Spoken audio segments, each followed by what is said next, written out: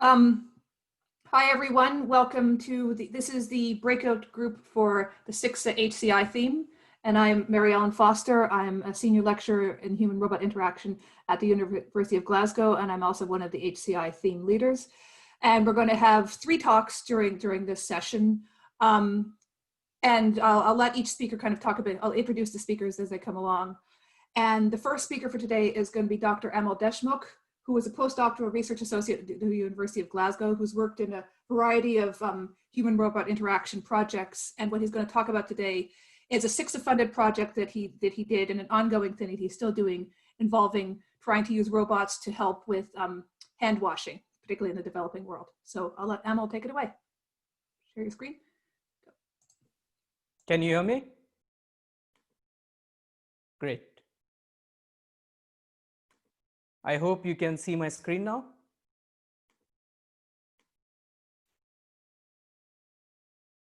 Can you see my screen? I just want to. Yep. Okay, yes, great. Yes, it all looks good. Go ahead. Okay, great. So thanks a lot, Mary Ellen, for the kind introduction. So I'm Amol Deshmukh. I am a postdoctorate research associate at University of Glasgow, working at the Institute of Neuroscience and Psychology. I'm really glad to be here on this session today, given the relevance of my work with human-robot interaction with rural populations in developing countries, and given the theme for CISCA conference this year, which is on sustainable society. So to give you a brief background, my background is in electronics, computer science, and psychology. And my key research interest is human-robot interaction, where I analyze how people interact with robot, and also analyzing how we can model social behaviors on social robots using social signal processing and nonverbal behavior generation, using user design approaches and artificial intelligence. I've worked on multiple European Union projects, such as robots for office workspaces, robots as robotic tutors for children in schools, in shopping malls, and public spaces where visitors can have an entertaining and engaging experience with the robot. And today, the focus of my talk is talking about how social robots can be used in with rural subjects in developing countries. So human-robot interaction in a nutshell is understanding, designing, and evaluating robotic systems for and use of humans. And most prominently, human-robot interaction research is carried out with urban populations in developed countries, focusing on participants in lab environments, mostly with student participants. What we usually see is people build their mental models and expectations about robots due to their exposure to media and interaction with technology. But if we see the other side of the spectrum, the flip side is rural populations in developing countries have limited exposure to technologies because of their geographically remote location and also their economic background. So if we see there is a great disparity between how far human-robot interaction research is carried out with rural populations. There are only 11 citations with work being carried out in developing countries, which is nearly half of the world's population. So there is a big scientific gap in terms of our understanding how rural subjects interact with modern technologies such as social robots. So why does it matter? So UN's Sustainable Development Goals are focusing on bridging the digital divide, making technology more accessible to everyone rather than a privileged few in developed countries. So this is important for us to build an inclusive digital sustainable society for the future, where the populations in developing countries also get an opportunity to interact with modern technology. So today I'm going to discuss 2 use cases where I have carried out research with social robots in developing countries, focusing on issues which are important and very big problems in developing countries. For example, the first use case is focused on around a problem with water. So more than half of the population in developing countries does not have access to tap water at home. And women usually have to carry the water with these big pots, which is a very physically demanding and cumbersome daily activity, and they have to make almost 10 to 15 trips every single day to meet their daily needs. And it also takes a lot of time away from their daily routine. So we wanted to investigate if a social robot can help, and what would be the social perception about the robot and the technology acceptance of that robot. So this study was carried out in 2017 in collaboration with Amrita University, and my research exchange visit was funded by SIXA.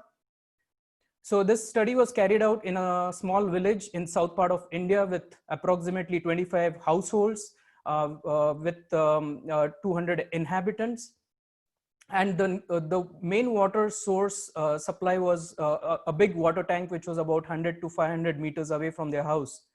So we had 11 participants. Most of them were women, because women are interested the job of carrying water and getting water from the water tank, while men go out to do the field work. The youngest was 15 and the oldest was 70 years old. And we had pre and post questionnaires from the demographic questionnaire from WHO and technology acceptance model questionnaire from Davis. So the setup was we used a robotic platform called Husky, which was customized to fit. We fitted a crate on top of it so it can carry 3 cans up to 60 liters in one single trip. And the robot was also equipped with a Bluetooth speaker and text-to-speech capability to provide instructions to the participants in the local language. So the robot was being teleoperated by another researcher, and we made it clear to the participants that the robot is being teleoperated. The robot provided step-by-step instructions to the participants. I think I'll show you a video which will give you a better idea of how the interaction went.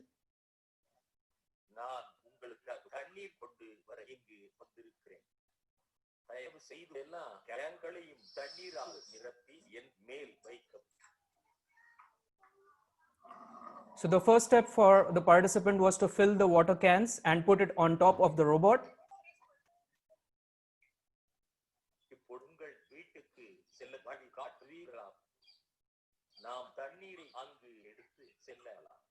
Then the robot would ask the participant to go to the house, so the robot can follow the participant. We saw a lot of children getting interested in the robot, and they were following the robot everywhere in the village where it went. So after reaching the house, the robot would ask the participant to unload the cans and fill their water pots at home.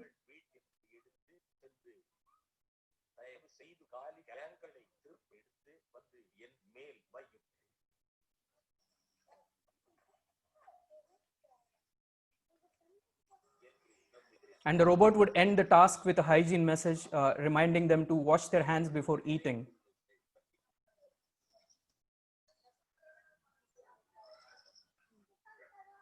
And the water fetching activity was repeated if the participant wanted to bring more water to their home. So the study was carried out over a period of a week, where the robot fetched the water and brought the water to various households for a period of 7 days, making almost 100 trips and meeting their daily requirement for water.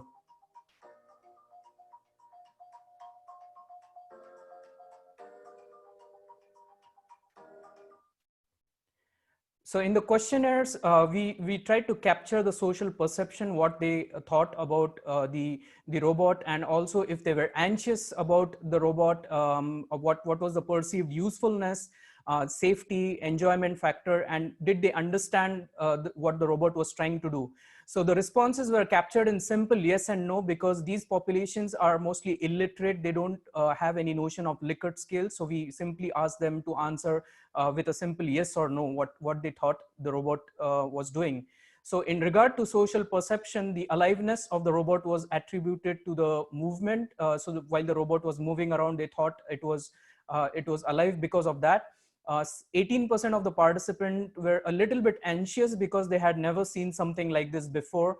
And also due to lack of control over the robot's movement, they were a little bit anxious when the robot was moving around. In regard to perceived usefulness, safety, and enjoyment, and also overall understanding, all the responses were very positive. We believe that probably the responses were positive because the participants had an incentive of not having to carry the water for the day. The most interesting result of this research was when we asked the participants what they thought the gender of the robot was. More than a third of the participants, who were women themselves, said that it was a female, in spite of the robot having a male voice. So we saw a very strong cultural bias towards the robot because of the type of the task the robot was carrying out. We also got a lot of media attention from our research was reported by the BBC and also newspapers and some online digital media organizations. We believe that this was the first human-robot interaction study carried out in a developing country with rural populations. So that brings me to the second use case, which is the hand washing robot. So this research was also carried out in collaboration with Amrita University. This was focusing around a very important issue in developing countries where diarrhea and respiratory diseases kill more than 500,000 children every year. And a simple intervention like hand washing with soap can prevent more than 40% of these infections. And especially now, due to COVID, everyone is very aware about how important hand washing can be, and it's one of the best line of defense against COVID-19. But we started to work on this idea way before COVID. Hand washing is also very effective when children are taught good hand hygiene practices at a young age. But how do we motivate children to wash their hands? And we wanted to investigate if social robots can influence their hand washing behavior. So we designed our own robotic platform, which was a wall-mounted robotic platform, very low cost. And also the design of the robot was like a hand, in order to elicit the symbolic meaning specific to the theme of the intervention. So the robot, the main thing we wanted to enhance was the Hawthorne effect, which basically suggests that people change their behavior when they know they are being observed. So in order to elicit the Hawthorne effect, we paid special attention to the design of the eyes, which could move and track users' movement, enhancing the Hawthorne effect. We also had an animated mouth with a graphical screen, and the robot was giving instructions in their local language. We used off-the-shelf electronics and 3D printing to make it a real, a low-cost platform. So the study was carried out in March last year in a government primary school in a small village in south part of India. The school has about 100 children aged between 5 to 10. And the robot was teleoperated by a wizard who could see a live feed through 2 cameras. So the teachers in the school introduced the robot with a backstory, telling the students that we have a visitor in our school. Its name is Pepe and is here to deliver an important message for you. We measured the hand washing activity before, during, and after the intervention. I'll be talking more about the results later. And in terms of the questionnaire, we also had some questions to capture the social perception. So the robot's behavior was teleoperated by another researcher. So for example, when the children were approaching near the hand washing station, the robot would say, have you washed your hands before? Did you wash your hands after using the latrine? Also during the hand washing activity, the robot would prompt them to follow the 6 steps of hand washing via a poster on the wall. So I'll show you a video to give you a better idea on this.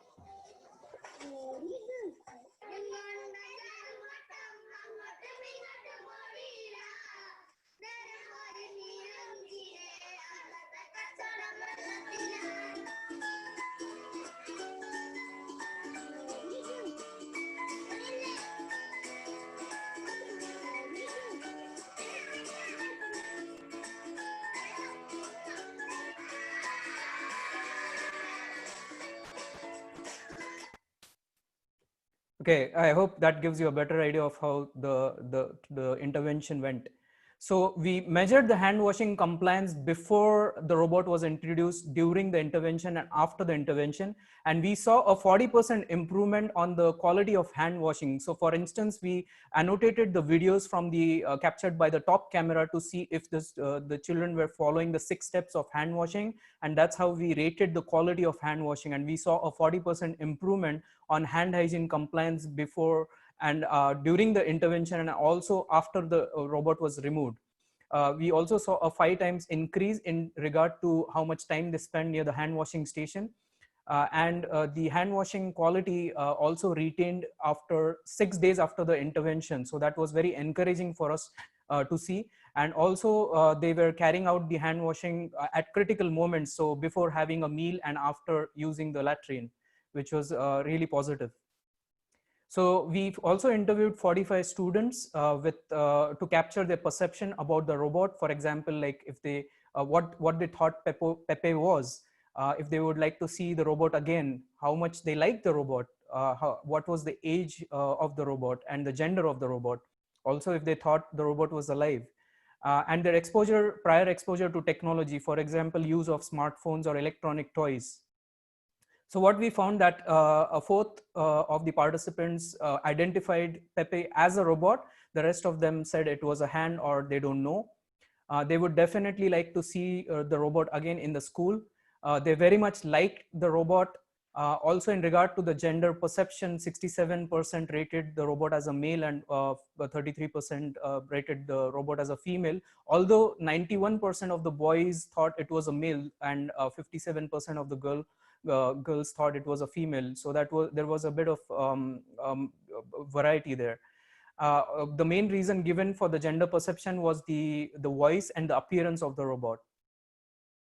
The 60% of the students thought the robot was younger than them, while the other thought it was either older or same age as them. 72% thought the robot was alive because of its ability to talk. And in regard to exposure to media, 74% had never had seen smartphones but never used it. Also, none of the students had interacted with robots before. So the limitation of this study was it was a short-term intervention. So we anticipate because of novelty effects, children were more keen to wash their hands regularly, and that caused a positive result for us. But in the future, we would like to investigate if the intervention goes for longer duration, how far the novelty effects will wear off. So there is a good potential for cost-effective social robots as agents of behavior change interventions, especially when it comes to public health interventions, large-scale interventions where such applications could be used. We want to develop the autonomous technology in the future, and we have planned to do pilots in schools in Scotland and in India, funded by the Wellcome Trust and IEEE. We also got a lot of media attention for this research. We won an award at the robotics conference at Roman last year, and also our research was publicized by the BBC. So in summary, there are a lot of challenges running human-robot interaction studies with rural populations in developing countries, especially when it comes to recruiting participants. There are cultural differences which makes it very challenging. For example, in the water-carrying robot study, we had issues recruiting or even interacting with women in the village. So we had to recruit another female researcher to ease the flow of communication between us, between the researchers and the participants. The questionnaires had to be oversimplified because the populations can be illiterate. So there is a potential to develop new methodologies to capture users' perception with novel questionnaires. Also, in regard to logistics, it's very difficult and challenging to carry the equipment in environment where there's no electricity, no internet. So these are some of the logistical challenges that we came across. So in this talk, I summarized two human-robot interaction studies which are pioneering in this field with rural subjects in developing countries, also with different user groups and demographics.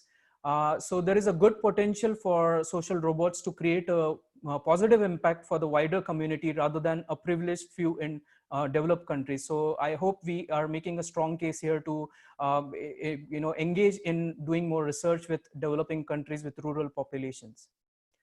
So finally, just a shout out, the hand washing robot is being rebranded as Volvo, and we are looking forward to enroll this as a social venture from the University of Glasgow. So anyone who would like to be involved or partner with us, I'll be very happy to have a chat with them.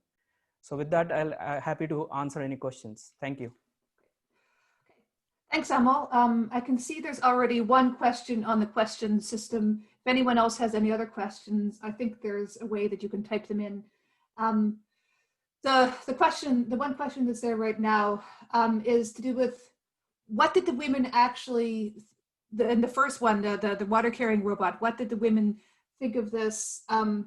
If this would take over for women carry, did they have anything to say about if this could carry the water instead of them? Did they have any thoughts on how that would impact on their lives if they didn't have to carry Yes, so water absolutely. I mean, in the questionnaires, we asked them if they would prefer the robot doing the task for instead of them carrying the water, and there was an emphatic response to that question that they would definitely like that if they could get rid of this daily activity, which is very physically demanding for them to if the robot can help them to do this for them. So there was definitely a positive response from all the women.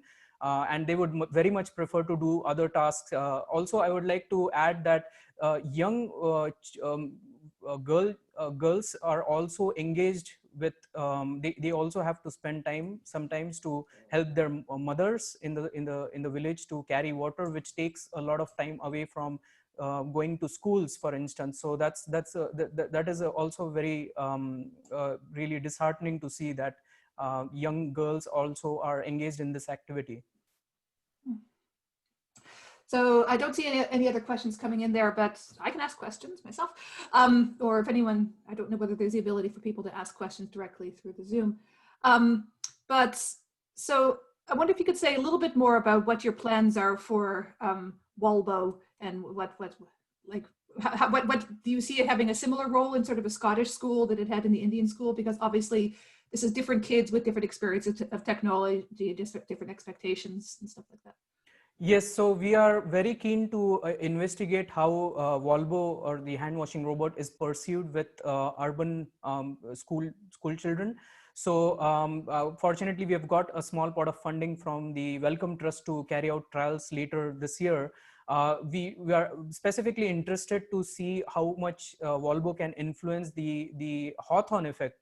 So how much children engage in hand washing because of the physical presence of the robot around the hand washing area. And specifically, we are working towards developing the autonomous technology to track the 6 steps of hand washing and also influence the behavior using positive social reinforcement. For example, how the robot can find ways to encourage and keep them interested to carry on the hand washing activity, not just at the school, but also going back home. So we are very interested to see what are the results coming from that study. But you mentioned it correctly that the cultural differences are something that we also want to investigate, like how far the cultural influences are dominant to what kind of difference we get from there.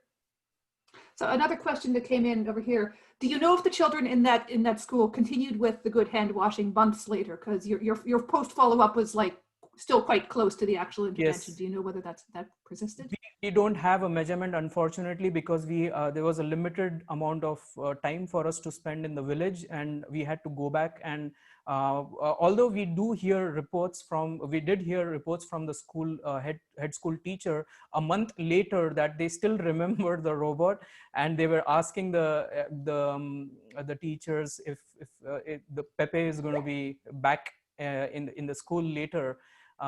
So it was, I think we need a long-term trial to see how far the hand washing can sustain over a long period of time. So this is something that we will try to do in the future research. Just regarding the Hawthorne effect, do you think that there's, I mean, a control condition you might want to have is just like sticking googly eyes or something onto the soap dispenser instead of having the whole infrastructure with the sensors and the talking robot. Would just sticking eyes everywhere have sort of almost the same effect in terms of you're being watched, I wonder. Yes, so there already has been a research done in that regard, sticking stickers of watching eyes over hand washing stations. And in the previous, I think it was done by the London School of Hygiene. So it was, they saw a positive effect, but even the evidence is not strong enough to suggest that the hand washing sustained after a few weeks. So they saw a small increase in regard to how many times people wash their hands because of the stickers near the hand washing station. But what we are trying to do with Volvo is taking it to the next level, because it's like an alive agent and the eyes are moving. So this is something that is very interesting from a research point of view for us to investigate the positive impact on hand washing because of an active agent being in the same physical space as the participants or the users. Cool, great. I don't know if anyone else has any other questions just now, sort of in the interest of, if anyone wants to contact Amal, he's got his contact details on the slide that's there now. You can contact him in various forms of media. So if anyone wants to follow up with Amal, you can follow there. But otherwise, I think we can move on to our second speaker, who is Daniel Ruff, who recently joined the University of Dundee as a lecturer in computing science. But he was previously a postdoc at the University College Dublin, but I think the work he's going to talk about is stuff that he did in Scotland before he went to Ireland at Abertay. And beyond that, I'll let him describe exactly what he's going to do. So take it away, Daniel. Thanks very much, Mary Ellen. Yeah, it's a bit complicated. I was in Dublin, and then after that I was in Dundee, but this is stuff I did before Dublin in Abertay. So let me just share my slides, and with any luck we can. Looks good. Yep. Yep. And just, all looking good. Perfect. Yep. Go ahead. Fantastic. So this is about, well, the title of it is called Sustaining Participation in a Sustainable Community Platform. So this is the commonfare.net project that I worked on in its last year at Abertay University, with a lot of members of the consortium from a variety of different countries. So I came into it kind of late, but I'm going to talk about some of the work that my colleagues did in the years previous, and then some of the stuff that, you know, I actually did myself. So social innovation, for a start, is this new ideas that simultaneously meet social needs more effectively than alternatives and create new social relationships or collaborations. So that was the definition of social innovation from the European Commission. So digital social innovation is therefore like a broad term for the use of existing and emerging technologies to tackle social challenges by sort of empowering citizens with resources to improve their lives. And so collective awareness platforms are like a manifestation of this. They create awareness of social issues, and they provide solutions through harnessing collective action by groups of affected individuals through online platforms that allow these groups to connect and share. And they've got these three overarching goals: to build the tools that enable groups to communicate and collaborate, to establish connections between people who are interested in the platforms to boost their participation, and of course, to deliver some real world impact. And so commonfare.net is the name of the project funded by Horizon 2020 that I came to be a part of in its final year, with 2 years of significant work already put in by members of the consortium beforehand. So the target group of commonfare.net were people in Europe experiencing poverty and precarious working conditions. With the 2008 global financial crisis, it saw a weakening in state-based approaches to welfare and less people eligible to be caught in what we'd call government safety nets. And so this includes young people that were just out of school and university seeking employment and unable to find any, non-Western migrants who are weakly supported by state welfare, and increasing numbers of people forced to work zero-hour contracts with no security. And so I'll talk about the four main features of commonfare.net. So it's a web-based and mobile platform for these people to come together and share stories and information and resources and such like. So one of the first features is what we call this digital currency, which we called Common Coin in line with the rest of the naming sort of terminology of the application. So Common Coin was the digital currency given as a basic income to the participants of the platform every month. And then we had Commonplace, which was a sort of listings platform, or a listing section of the platform, should I say, where goods and services could be exchanged with Common Coin, thereby sort of introducing this complementary financial circuit. There was a storytelling function called Commoners' Voices, and together with Commonplace enables what we called a reappropriation of the common. And by a common, I mean like a common pool of ideas and resources and support. So it allowed people to share not just goods and services, but also their knowledge and experiences. And each user also had a profile with basic information, together with Commoners' Voices. That encouraged some interaction between platform users. And so as I was saying, users in the platform are called commoners, which is a name chosen to emphasize that participants were more than just individual users, but they contributed to build this kind of common pool of resources. And so the platform primarily allowed commoners to write stories on their own experiences, ways on coping with problems, their own social innovations, and their own critical reflections on some of their issues. So examples included stories about, for example, a worker's self-organized nursery, so enabling sort of reconciliation of parenthood and work needs, recovery of a closed factory called RemaFlow, down the bottom there, where it's the redundant workers with no help from public authorities creating new productions and thereby work for themselves. And also what they called a people's voluntary clinic, where volunteer doctors would offer medical services for the less well-off, with equipment provided through donations and fundraising. And so these are the kind of stories on the platform that exemplify the sort of ultimate aims of commonfare.net, this sustainable society where people are working together to offset the sort of disadvantages that state-based welfare doesn't provide to them.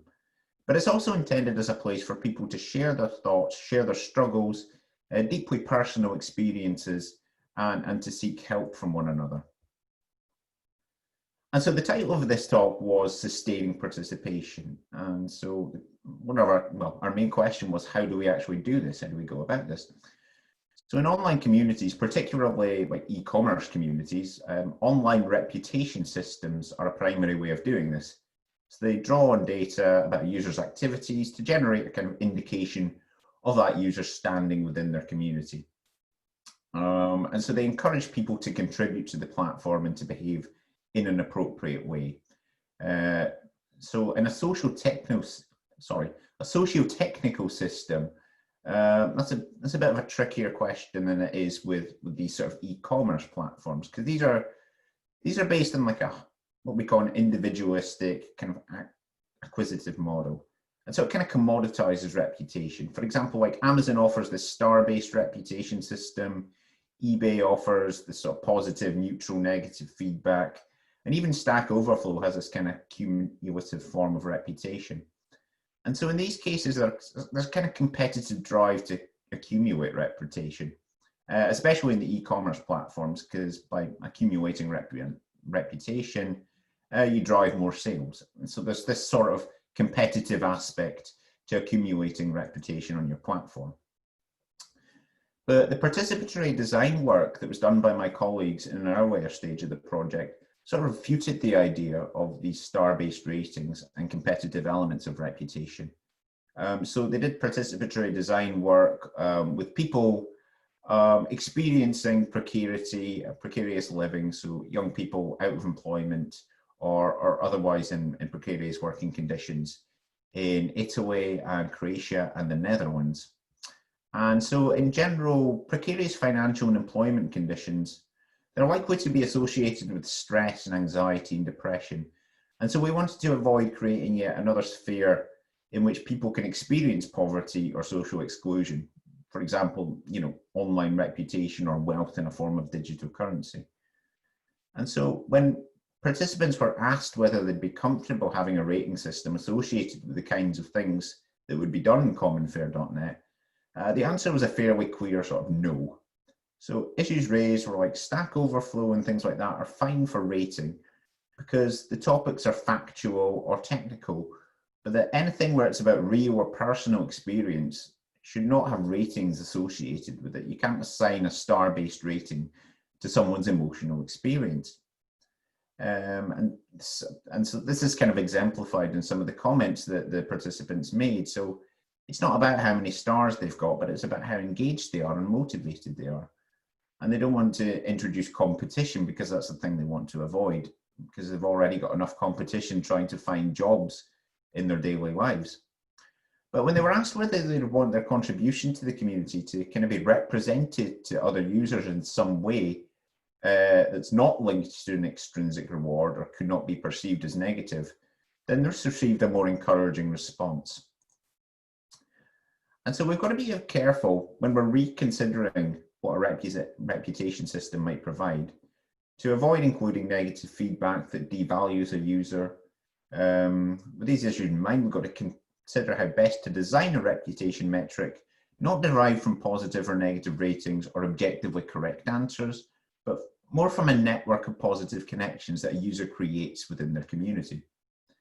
And so there was this sentiment that due to emotional and financial issues, the reputation system must be designed to avoid inciting these feelings. There was also a desire to have visible comments and history information as a measure of the contribution and commitment that a commoner or a user has to the platform. And related to this, there was a strong sentiment that trust and reputation in such a system is built up through a person's consistent, coherent behavior within the community as a whole. And so this kind of led us to the idea that each commoner creates and owns a share of the common value being created through these interactions. So commonfare.net is effectively a social network where user interactions are mediated by content that they create. So they create things like stories or discussion forum posts or these listings describing goods or services for sale. So the commoners can interact directly with each other, but also indirectly through the stories and the listings that they create. And so we've got examples here of users commenting on stories or creating stories, but also users making transactions between one another. And so when we think about it as this heterogeneous network, this allows us to do certain types of social network analysis. So because we have the dates and the times of the interactions that take place, we can also determine interesting facets of the network's dynamics. So this includes like the application of collusion detection algorithms or detection of communities both at a single point in time, which I'll kind of discuss a bit on the next slide. But most importantly, we use an individual's place within their global network to sort of derive a measure of their contribution and their influence within a community, which we call their common share. And so this value aims to be a realistic measure of the importance and influence of a user to the sustainability and the growth of their community, as it's based on direct observations of community dynamics rather than on the accumulation of individual opinions and judgments in the forms of ratings that may be biased or conflicted. So we did this without going into too much technical detail, using what's called a K-core decomposition algorithm that, as I said, I'm not going to go into too much technical detail because I don't want to be asked too much about it. But basically, we wanted to override the traditional reputation system with this common share system.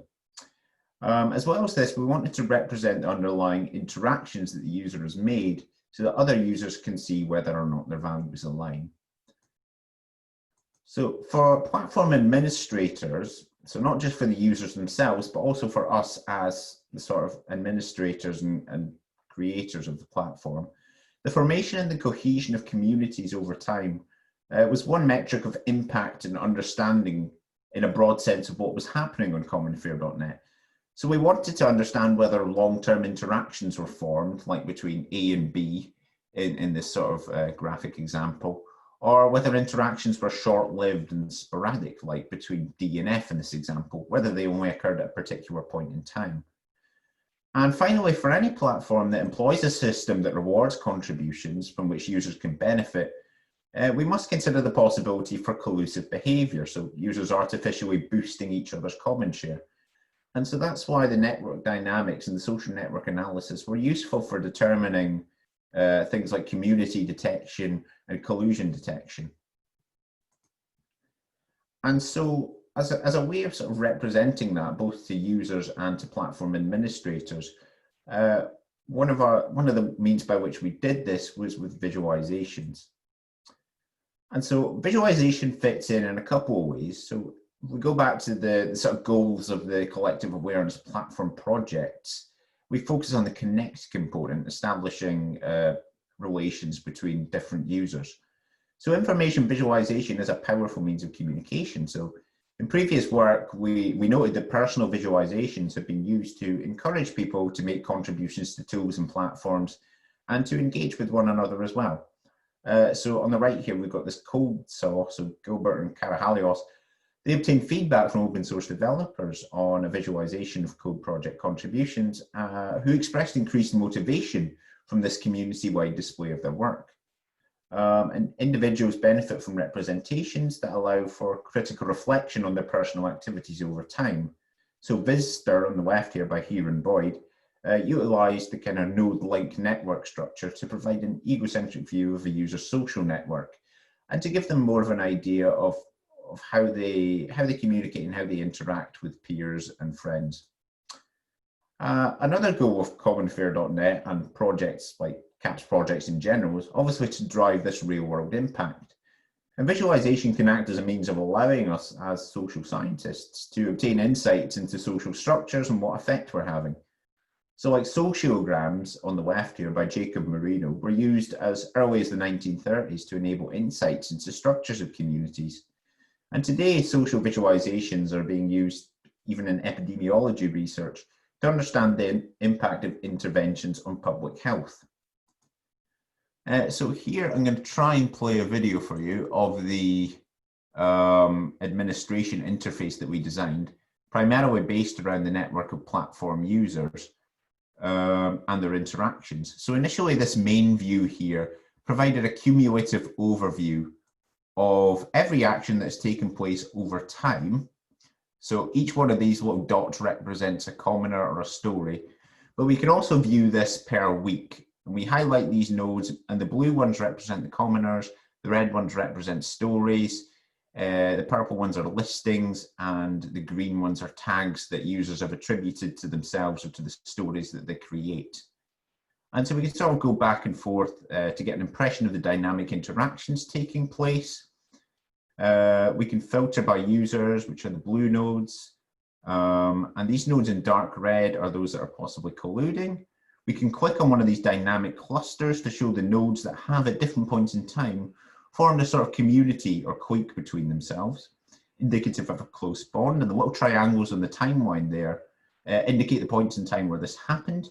We can then click to group the graph in a sort of clustering algorithm to show the communities that have formed every week based on the strength of their interactions.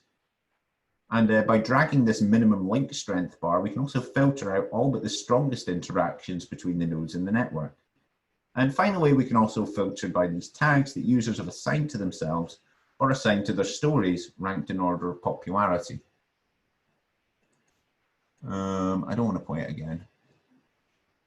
Right, we're done. Great. So as members of the project team, in order to evaluate the commonfair.net visualization that we created, so we had this ground truth knowledge of contributors to the platform and users who have consistently built up its activity, especially the pilot partners over time. And so from the initial visualization, we were able to see that some of the pilot study participants over on the left-hand side here, and also this administration node, were getting common share values that were too high. So this pilot study on the left here represented a sort of 4-day study where the digital currency was tried out at an arts festival. And so this was done many months before this visualization was captured. But we noted that because of the high value of the interactions that these nodes had with each other, that their common share value was too high because they'd interacted with one another over this 4-day period and then never interacted again. And so we wanted that to kind of be lowered because we wanted to encourage more sustained interactions. Likewise, this administration node in the middle did a lot of bootstrapping work. So you can see they've got a lot of stories coming out of them that were created at the beginning of the project. But this is kind of indicative of what we would otherwise consider as spamming behavior, you know, creating a lot of stories to try and artificially boost one's comment share. And so what we then did was we adjusted the algorithm to kind of compensate for that. So we adjusted this algorithm in a way that valued more sustained interactions, that valued more continuous interactions, and did not value the type of interactions that involve creating lots of content that nobody interacted with. One of the other things we noted from the visualization was that communities were sort of sparse and they were very loose. So there was no sticking together of these users over a period of time. So you can see here, like, we've got these three users, X, Y, and Z, highlighted in yellow, as I was showing in the previous visualization video. So these were part of a dynamic community. And we can see the X and Y in one cluster and then Z's in another cluster. In June, they all come together, but then by July, they're sort of apart again and in these different clusters. And so what's some of the ongoing work that we hope to do is to kind of resolve this, to see, you know, how can we actually sustain communities? How can we sustain these dynamic, smaller communities within the larger scope of commonfare.net as a whole? And so that was going to be some ongoing work.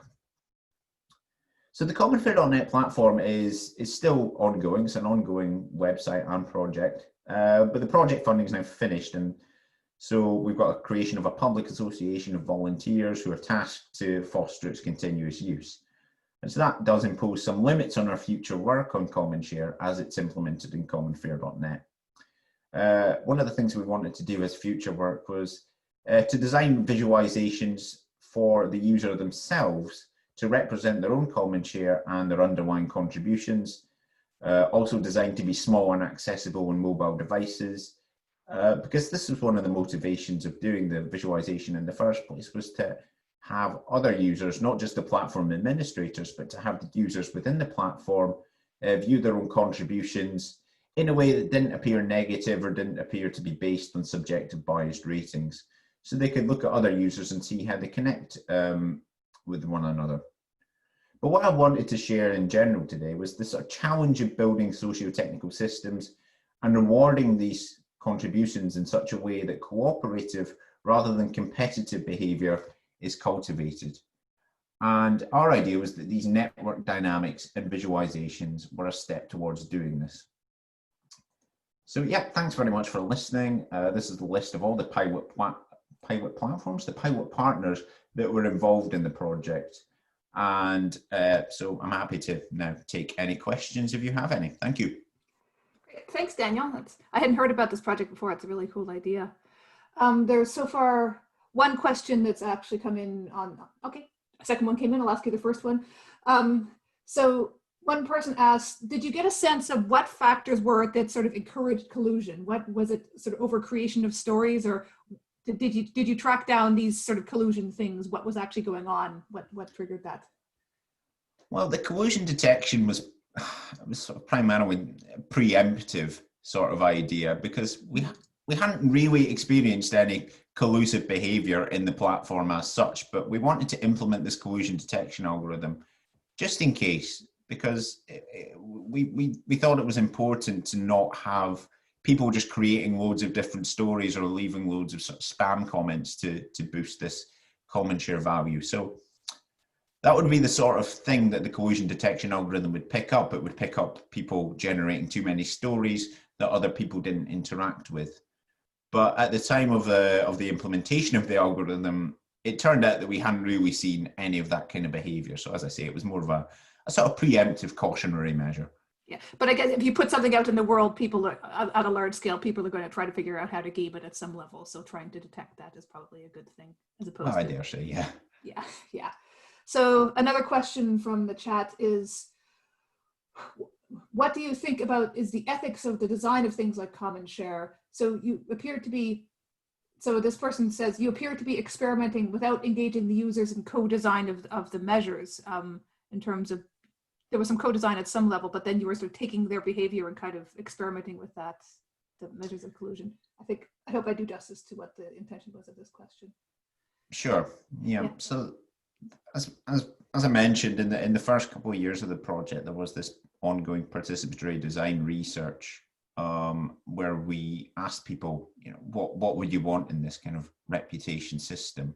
Mm-hmm. And admittedly, yes, there was a sort of discrete participatory design phase, and then this sort of design and implementation phase of the common share algorithm and its subsequent visualizations. So that is something ideally we would also like to do as future work. It's a sort of get out sort of clause of everything I say, but it's something we would like to continue to do, to sort of ask users how they feel, how they perceive this visualizations and these algorithms, whether they feel like they're doing justice to the contributions that they're making. Mm-hmm. So yes, especially I guess if there were potential consequences for you analyzing that work in this way, and then you sanction people or you block people or something like that, you would want to have some sort of involvement from the users. And oh, absolutely, yeah, absolutely. And we're trying to make it as, there was this sentiment that people don't want too much of their personal information to be shared in the first place. So there was this sense that we want to maintain a sort of degree of anonymity, of course, but base people's trust with each other more on their actions within the platform rather than sort of any personal information. So we tried to keep this as sort of ethically sound as possible. Mm-hmm. So another question that's come in is, common share is a kind of common pool resource. Did you see conflict emerging over resources? And even if not, how do you think that sort of conflict over resources could be manageable if this sort of scaled up to? Well, that's a good question. So at the time of the platform's implementation, we didn't see any what you would call conflict of resources, I suppose. As I was saying, the platform was still kind of in its bootstrapping phase, where we were trying to attain this sort of critical mass of users to keep the platform almost self-sustaining in a way. How we would manage the sort of common pool of resources if there was going to be a conflict is a good question. I don't actually know. Again, there would be, I suppose we would, as Common Fare continue to grow, we would like to sort of visualize and represent the users that were continuing to contribute to the platform, that were strong contributors, and then could go on to represent the platform as administrators in their own right. So, there was the project partners were sort of acting as platform administrators at the time. But over time, we could see the sort of community taking on these different roles as administrators and as sort of moderators of content to make the platform a bit more sort of self-sustaining in its own community, I suppose. So that's one way we could go about it. Yeah. Okay, and then another question. Did you think about letting people design their own measure of value in the community, or if not, how would you support sort of co-design after the initial co-design stage, sort of ongoing co-design measure? Yeah, I like that idea actually. I would like to sort of use this as a sort of user-centered design prototype in a way, I suppose. I would like to sort of give, as I was saying, give this to the users and get their impression of it and see whether it fits with their own personal values, So this could be part of it's not a be-all and end-all sort of algorithm and visualization. It could be part of a user-centered design process wherein we give this to users and we say, does this represent what you feel your contribution is to the platform? But that would be an interesting sort of participatory design activity to get people to sort of sketch out their own visualizations and representations of how they feel they would like to be represented. So that's a nice idea. Yeah. Okay, I think that's it for the questions from the chat. So again, you can, if anyone has any further questions, you can contact Daniel. Even though this project's finished, it sounds like it'll still be interesting conversations to be had, and the website still seems to be live, so you can check it out. Okay, so thanks again, Daniel, and we'll move on to our last speaker, who is Rachel Menzies from the University of Dundee, also from the University of Dundee, although she's been there rather longer than Daniel. She's a researcher and a senior lecturer in computing at the University of Dundee, And she works in general about in the aim of understanding how people use technology and especially accessibility in that sense. And what she's going to talk about today, as you can already see from her initial slide, is how emojis are accessible, or how do visually impaired people interact with emojis. So take it away, Rachel. Okay, thank you very much. So just first of all, to introduce myself, again, my name's Rachel, I'm from the University of Dundee, and this presentation entitled Emoji Accessibility for Visually Impaired People is based on work that I've conducted with colleagues Ben Gorman from Bournemouth University and Gareth Tigwell from the Rochester Institute of Technology. Before I start, I want to thank Bournemouth University for some funding for the project. I'd like to thank Erin Brady for her early support in developing the project, and of course to our participants who took part. So this talk is primarily based on a paper that was published at HCI this year of the same title, and I'm going to spend the time giving you a snapshot of our results and some reflections from that publication. If you're interested in our methodologies, we use chat-based online interviews. There's a poster being published at Assets later this month. So if anyone's interested in finding out more about us reflecting on that process, you can find that published soon. So the take-home message really is that from our research, we learned that we need to change how emoji are used and created in order to stop barriers in communication. And that we is the royal we. It's very all-encompassing. So start by just giving you some background on emoji. So emoji are really popular. So this image is a screenshot of a website called Emoji Tracker, and that tracks emoji use on Twitter in real time, and it flashes green whenever they're used. So the most common one on this image is at the top left, and that's the crying, laughing face. The proper descriptor for that is face with tears of joy, which you'll see later. And that's been used almost 3 billion times on Twitter since the website was launched in July 2013. It's probably past that barrier now because this image is a few weeks old. So right across social media, we have the use of these emoji, and they're updated annually. So we've currently got over 3,000 emoji, and more come every year. So version 13 was released this year. So we now have things like an anatomical heart and lungs. We've got an accordion, a flip-flop, and some more branching into more cultural representations, things like bubble tea, piñatas, the transgender flag, for example. And many people use them for fun as a way of augmenting their communication, but it's not uncommon for them to cause some confusion. So this image shows a Facebook post where someone is responding sympathetically to the death of a pet. However, they end the message with the face with tears of joy emoji. Now, the intention here was hopefully to express sadness, but the more common use of that emoji is, of course, laughter. So each emoji is itself a Unicode character, and they've got various properties that allow them to be used across platforms in different contexts. So each emoji is in a group, and that is used to assist things like arranging them into groups on a visual keyboard, for example, or to facilitate some searching. And in the case of the face with tears of joy emoji, that's in the face smiling group. Each emoji also has a shortcode, which is the unique identifier, and a CLDR short name. Now, the CLDR short name is the descriptor of the emoji, and that's essentially can be considered as the alt text for that emoji.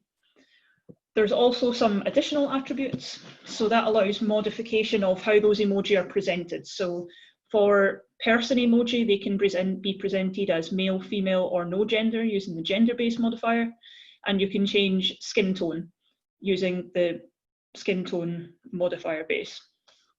So the presentation of emoji varies across different platforms. So this is iOS 8 versus Android 5. So you can see there's a really clear difference between them. iOS is very much a round shape, Android is kind of a blob. The physical features of the face and mouth are entirely different shapes. But what we see as we become more recent with our operating systems is that those differences, those gaps have closed. So now they're both circular shapes. They both have similar presentations of the eyes and the mouth, for example. But there's a further complication, because if someone's using an older device, or perhaps their operating system hasn't updated to the new emoji list yet, because that happens on a platform basis rather than, one date where every platform has those, then you'll see a box in place of the emoji. And in this example tweet, the person is either using a very old device or someone's using a lot of new emoji. And so the communicative intent of that message is completely lost. So this year, version 13 had 117 new emoji. And I opened the Unicode webpage on my laptop, which is a MacBook, to discover that I don't yet have access to the emoji. So I have a list of all of the emoji names with an empty box next to what they should be. And in some cases, there's 2 emoji boxes, and that means that the emoji is created from multiple components, and that's known as a zero-width joiner sequence. And in theory, that should let people create a limitless combination of emoji. But the problem occurs, of course, when you don't have one or both of those emoji. And in this case, if you take the polar bear example, so there's been a new polar bear launched. Behind the scenes, that is actually a brown bear and a snowflake. And when combined together, it's displayed as a polar bear. And this is the Android version. Now, if I go back to my earlier point about platform presentation differences, those emoji, the new ones that are not facial representations, are actually very varied across all platforms. There's also some alternative use for emoji, and this is where emoji come into popular culture and where people tend to perhaps become aware of them. So the peach, the octopus, the eggplant are used in ways that they were not intended. And there's an account on Twitter called Emojipedia After Dark, which has a whole range of these alternative uses of emoji, but they are inaccessible. So if anyone's using a screen reader to do that, you're going to encounter lots of issues using that Twitter account. So emoji are complex, and they're really considered to be a visual language. So what then is the impact of that visual language for the 36 million blind people worldwide and the 217 million people who have a moderate to severe visual impairment? So let me highlight an example to give you a sense of what that might be. This is an example of a tweet from the ACM conference CSCW. And it's not uncommon to see emoji being used in this way. So we have emoji arranged in a 2D rectangle, and the words "one day until #CSCW 2019 are contained kind of dotted around that layout. So we know that emoji have an alt text. And so if someone is blind or has a severe visual impairment, they might use a screen reader to read out the contents of things like this tweet. And what happens is it will read from left to right, top to bottom. So a screen reader will read tackle, grinning face with cowboy hat, chili peppers, horse head, tackle, party face with party horn hat and confetti, chili, and so on. So it's going to take a long time before you reach the words "one day," and the meaning is then lost by that point. So we were really aware of such examples of accessibility throughout social media in particular, just because it tends to be a cultural use on social media. And so we ran some research studies then to find out what that impact was on visually impaired participants. So the first thing we did was we ran an online questionnaire, and we had 58 responses from visually impaired participants. And those visual impairments covered a broad range of things. And I'm going to identify just a few examples of those responses.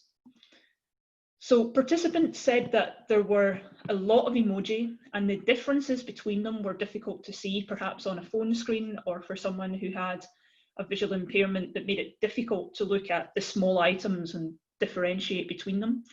So participant 4 said, it's hard to find the one to represent what I mean, because there are many faces and the differences were small. Participants also mentioned the fact that because the emoji themselves were small on the keyboard, it was difficult for them to select them accurately. So participant 44 said, sometimes if you misclick an emoji, it might get weird. Like if you send a heart emoji to someone you'd never send a heart to, and then have to explain it was an error, which might also be weird. So we're starting to see examples and instances of communication breakdown, the need for conversational repair because an emoji has been sent, perhaps by accident. Now, when we type, we might make similar mistakes. We can misclick on things, but we have autocorrect to fix the majority of them, and there's no such thing for emoji. So if you're making an error with emoji and you don't notice, that error is going to persist. So from that work, what we really discovered was that participants who used screen readers faced the biggest challenges, and they had the most severe challenges in terms of coming to a complete conversational breakdown. So we decided to focus on those users and run some interviews to dive a bit deeper into the challenges that they faced. And to do that, we used online chat-based interviews, and I was the interviewer for all of the interviews just for consistency purposes. We allowed users to select their preferred platform so that if they had assistive technology set up and working on a given platform, that we weren't interrupting with that, we could take advantage of that. And the fact that we used that chat interface was great because it allowed us to share specific emoji and mitigate any communication challenges that related to the understanding of those specific emoji. So we had 11 screen reader participants, and we did a thematic analysis of that afterwards, and we got 3 themes. So the first one was that technology was both an enabler and a barrier. So this covered things like, how do we search and select emoji? Are things up to date? This issue with not having the emoji on your device, for example. What do you actually know about what your technology can do? But the output from technology was an interesting element because some screen reader software had their own version of that alt description or alt text for the emoji. So participant 4 again says, JAWS describes a particular emoji as face with look of triumph, while VoiceOver describes it as huffing with anger face. And according to my sighted brother, VoiceOver's description is more accurate. So there's a kind of loss of independence there that you're having to have a sighted person give you further information and contextual information about the emoji. And then you've got that potential for confusion because like we had with the iOS and Android where they look different, now they sound different to someone who uses a screen reader. So if you're sending an emoji to someone who uses an alternative screen reader, you could cause some confusion there. We also found that emoji descriptions can hinder communication. So participant 2 said, labels are okay, although a little too verbose at times. Now, as a sighted user, I rarely see or hear the actual descriptor that's being sent or read by a screen reader. And people really noted for us that if this was more readily available to sighted users, then it might help them select the appropriate emoji that would be experienced by non-sighted users. So for example, if I knew that the party face emoji was actually read out as party face with party horn, hat and confetti, I might think twice about sending that to someone whom I know uses a screen reader if it's not really necessary because of that verbose description. The third and final theme then was that the use of emoji also impacted conversation and social interaction, and the context of use was particularly important. So one participant discussed a chat conversation where someone had emoji at the beginning of their username, and every time a new message was announced, the username was read out, and that took a long time. So it was participant 7, and they said, try listening to cat with heart-shaped eyes, fireworks, sparkles, watermelon, kissing face, flag of Andorra a few times in a row, and you get the frustration. So what that participant is experiencing there is that they're having to kind of wade through in an auditory format a descriptive visual representation that actually has no meaning to the conversation. So that added quite a bit of frustration. So this image here is a further example of why that context is important. So it's an example tweet from a real company, just so that we don't call the real company out. And it's giving the public information that the rail lines are reopening between Woking and Waterloo. But the first emoji in the sequence is a yellow triangle with a black exclamation mark in it, and that is read as warning. And warning doesn't match the information that's given in the next sentence, which is that the lines have reopened. The tweet also says at the very end, disruption expected until 1630, followed by a clock face emoji. That clock face emoji is read as clock face 330. So without being able to see visually where the emoji is, that could be confusing, because what the screen reader output says is disruption expected until 1630, clock face 330. So again, it's adding another layer of investigation for someone who uses a screen reader. But what really came through from our conversations was that there were some really clear examples for us of exclusion from cited culture. So participant 6 reflects that it's a bit frustrating and depressing. I don't follow many people, and it's sad to suddenly be shut out of a context or a conversation solely because of a text decoration trend. So I think this really is the crux of how we move forward, that we, in order to create and maintain an inclusive society, we really need to think about how we use and create emoji. So the first thing I want to do is give some kind of best practices that have emerged from our studies so far about using emoji. So emoji are used in many places: messaging, Twitter, other social media, emails to participants, colleagues, etc. And the reach that these can have, particularly in social media, is massive. So what I think we need to do is reflect on how we use emoji and consider how we use emoji daily, but particularly when we are reaching out. So the first thing that is suggested is that we consider the number of emoji that we use. So in some cases, having more emoji visually amplifies the message. So if you say "so funny" followed by 6 face with tears of joy emoji, that's probably more visually impactful than 3, but a screen reader user will read out potentially all of those 6 emoji.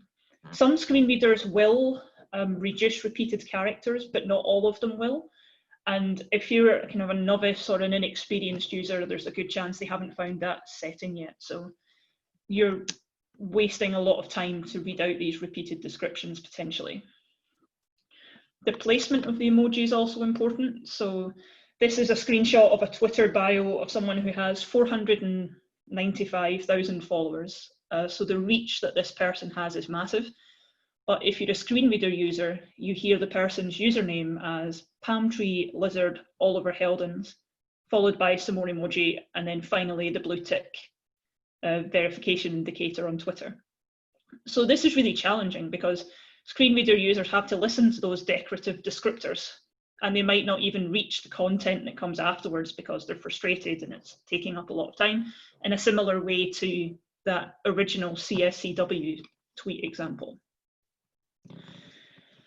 You should also avoid placing emoji at the beginning of a sentence. So if you place them at the beginning, you distract people who are accessing the tweet or the information through non-visual means. And that's most important where a descriptor might cause confusion. So this is an image from the UK Prime Minister Twitter account, and it gives examples of how to stop the spread of coronavirus. So there are 3 points that are made: wash your hands, wear face covering, and make space. However, in the second of those points, the face with medical mask emoji is used. Visually, it just looks like a face covering, but for someone who uses a screen reader, that's potentially misleading because the government advice was specifically not to use medical PPE. So the impact that you can have by just using an emoji where you don't know what the descriptor is can be quite severe. This is a specific example of ensuring that the purpose of the emoji matches. And that's also seen here, where we have an image of a white cane.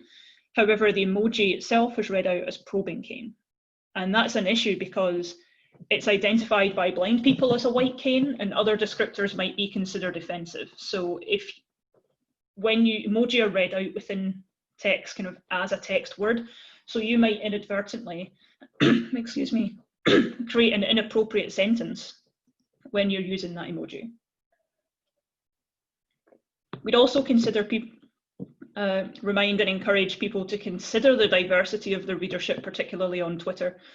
So this example is a tweet where a lot of effort has gone into using emoji. It shows a city scene arranging emoji in a 2D shape. but that's completely inaccessible for screen reader users. So if you consider that this is a large business who has access to and reach to a very large number of people, then is having that type of image actually detrimental to the message that you want to send? And are you including the diverse readership that you would perhaps hope to have? So the final thing is that in addition to using and consuming emoji, we think there are some actions that can be taken by Unicode and other organizations to improve the creation and approval of emoji on different platforms. So first, people use emoji in different ways. So we need to consider using shorter descriptions or ways to filter those. Second, you've got over 3,000 emoji to search through, so that's really difficult to find the one you want, and even more difficult for people who can't rely on a visual search. So we're starting some work on exploring different searching and filtering using audio-based interfaces. Third thing is that there are still visual differences across platforms. That's improved, but we still see large differences in newer emoji, particularly ones that aren't faces. So we think that needs to be really put forward and considered a bit further. Number 4 is that emoji are often missing when people use older operating systems or when the new emoji isn't released. So we really need to consider how we present missing emoji to people so that we can support communication and prevent that conversation breakdown and social isolation that can occur when you're excluded from a conversation because you don't have the most up-to-date version of software, for example, or a newer phone. And finally, we call on Unicode to continue to support diversity in the design process and to expand on that where they can. So for example, the white cane being called a probing cane would not, and at least should not have happened if the blind person was involved in the approval of that particular emoji or had oversight of that process.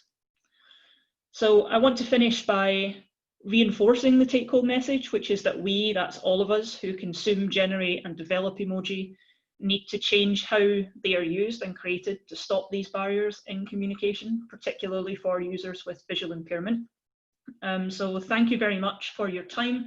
I'd just like to take a second at the end to plug a workshop that we have next week on how to teach accessibility within the computing science curriculum. So that QR code will take you to sign up. Sign-ups will be open until Monday morning, at which point I will send out a Zoom link to people to join us on Wednesday, the 7th of October at 2 o'clock. And that's me. Thank you very much. Thanks a lot, Rachel. That was a really, really interesting talk. I don't think any questions have come in through the questions channel yet, although I'll keep an eye on that, but I do have a couple questions myself. Yeah, I'm just stopping sharing so that people can see our face. Yeah, sure. So the first thing I want to know is actually, this is just something I thought of at the end. Do emoji have names in other languages, and how consistent are those? Like, you've been giving the English names of all the emoji. Do they have descriptions in other languages, and how does that, what happens there? They do, because it depends on the language that you have on your computer, which language the emoji are presented in. So there's the usual, I don't have any specific examples, but there is the usual problem with translation that occurs, particularly in cases where someone might use dialect or something. So you can see that the example of the white cane being labeled as a probing cane could actually be mistranslated to different languages or cultures. Yeah.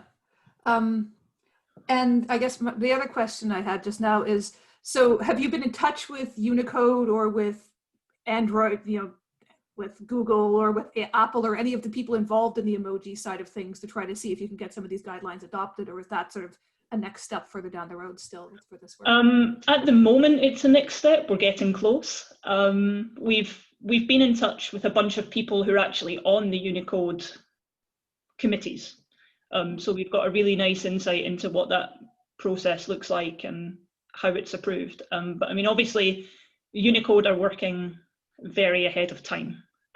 So like, they just released the 2021, which is going to be 13.1 version, and then they released the other day what the 2022 emojis will look like. Okay. So because they work so far in advance, it means that everything then needs some work to catch up. Mm-hmm. Cool. Still not. See, I have one more question. If nobody, people can, I don't know whether they can directly ask us through Zoom, but. I found it quite difficult to find the question button, actually. Yeah, yeah. I have one more question. Yeah, or actually, it's more of a sort of, this is the classic. I noticed some of the guidelines, I mean, obviously from talking to visually impaired people, this is how you found these issues. Some of these are not, these are wider issues about accessibility of emoji for anybody, people using older devices with cross-platform things, missing emoji and stuff. I mean, you've identified through this, but it's kind of a wider problem, I guess. It's not, you know, for anyone. Yeah, so you have some issues that are specific to visual impairments, which is that, you know, I can't see the difference between two emoji that look similar. You have the issue where you have screen readers reading descriptions which may not match physically. So we had another quote, which was a participant who commented that there's a pray icon, which is kind of two hands with their palms together. And they always thought it was like a high five. And so they've been using it as high five. And they only realized that it was actually labeled as something else when they turned a screen reader on and listened. So, but the socioeconomic impact of emoji is really big. You know, I don't have an up-to-date phone, and so all I see is white boxes. How can I be involved in the most up-to-date popular culture if I can't see them? And in that case, I think there's two issues. One is that I think the release of these emoji across platforms is challenging because Android currently have access to the version 13, but my Mac and my iPhone don't yet. So even between people who have new phones, you have this issue. But also, how does Unicode manage that message to say an emoji should be here and give some information about what that represents, even if it's a step forward. I mean, but I guess, I mean, it would sort of raise people's awareness if at that point it said, yeah, happy face with party hat and confetti every time it was missing, people would suddenly realize. Yeah, just to give some kind of indication. Yeah. I have a messenger. Do you find it particularly challenging when emoticons have different connotations based on culture or the age of the user? Yes. So this is where things like the eggplant and peach emoji really come out. At the start of this research, I didn't know what the alternative purpose of the emoji, the octopus emoji was, which I'm not going to say. I still don't. But you can go and Google that. And even there's a new emoji, which is like the kind of Italian hand type gesture. Well, that has alternative meanings that I didn't know. And so that there's a big push because a lot of the research says that people don't identify on a cultural level with emoji because there aren't a lot of cultural emojis. So that's been addressed. We have more cultural emojis, but then you have this, which clearly means one thing to the Italian community and will mean something different to a whole other community, which you can go and Google on your own time, not on a work computer. But you know, there is that kind of real difference that you might inadvertently stumble across a different culture without meaning to.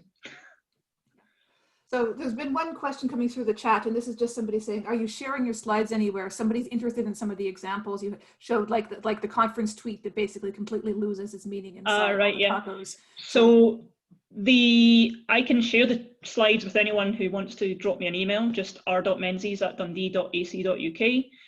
But there is also an accessibility conference called Accessibility TO. It's an industrial conference based out of Toronto. So that is taking place in the next few weeks, and I've recorded a presentation for that. So I'll tweet that when it becomes available. You can kind of run through the presentation as well. Okay. So I don't think I see any other questions unless someone sent one directly to you, Rachel. Then I think nope. At this point, I want to sort of thank all three of the speakers. It turns out these are three really different and really interesting talks that I think really demonstrate how HCI can sort of address the theme of this is HCI and of the Sustainable Society, the sort of CICSA conference. So if anyone heard anything from any of the speakers that you're interested in following up, I think they all have robust social media and online presences. So if you search, and fairly unique names, so you should be able to find them even if you didn't take note of their contact details from their slides. So I want to thank again everyone for attending this session, for asking questions. And I think the next thing on the agenda is actually lunch.